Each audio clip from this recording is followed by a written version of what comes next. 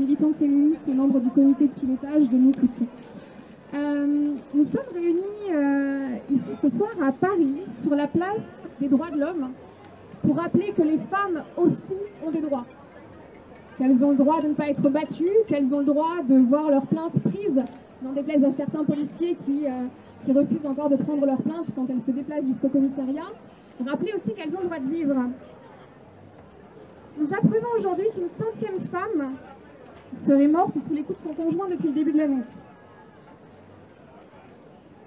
Qu'elle a été retrouvée sous un amas d'ordures, le visage tellement tuméfié qu'il était impossible de l'identifier.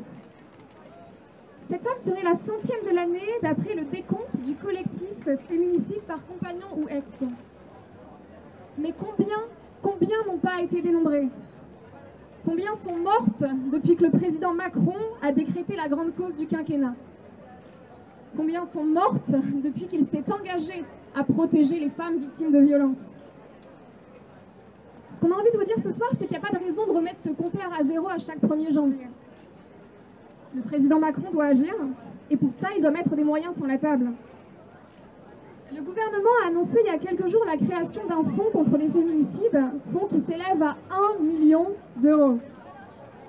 1 million, c'est même pas la somme que mettent les conseils régionaux quand il s'agit de rénover la toiture d'un lycée. Il nous faudrait 1 milliard pour lutter efficacement contre les violences conjugales. Et ça, c'est pas nous qui le disons, c'est le Haut Conseil à l'égalité femmes-hommes.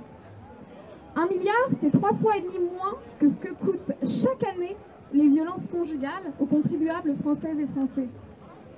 Le gouvernement prétend ne pas savoir à quoi servirait ce milliard. Plutôt qu'un Grenelle auquel nombre d'expertes et auquel nombre de familles de victimes ne sont pas conviées, nous ne saurions que trop lui conseiller de lire les rapports qui détaillent très précisément comment cet argent pourrait être utilisé. Et de sortir ce milliard et de le sortir maintenant. Merci. Une femme. Céline. Sarah.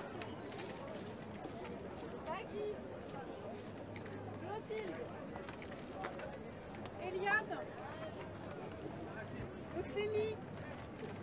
Marianne. Denise. Irina. Martine. Antoinette. Jackie.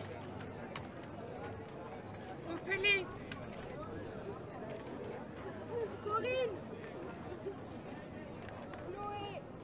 Lucette. Mélissa. Nathalie.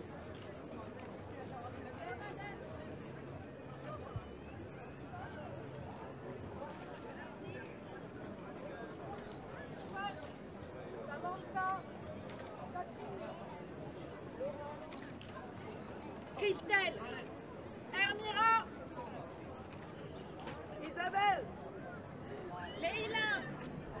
Coralie. Michel. Chantal. Christine. André. Si la France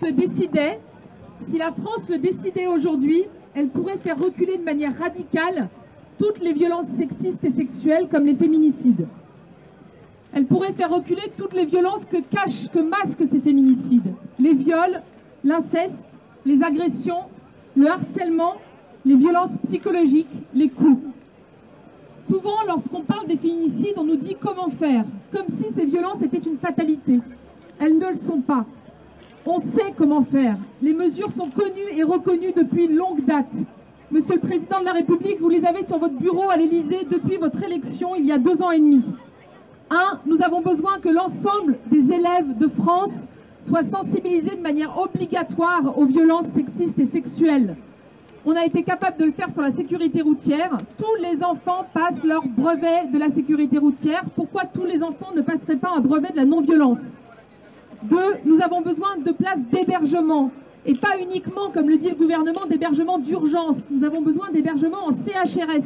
Des hébergements qui permettent une réinsertion et un accompagnement des femmes victimes et de leurs enfants.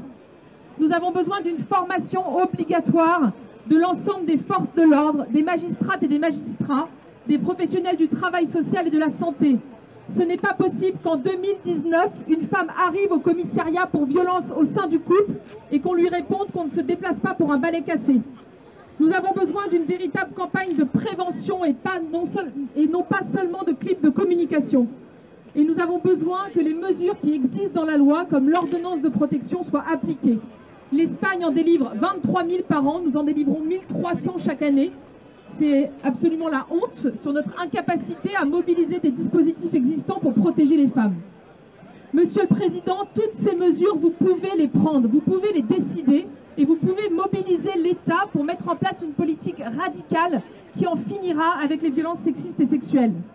Nous voulons 1 milliard, pas 1 million. Nous voulons 1 milliard, pas 1 million.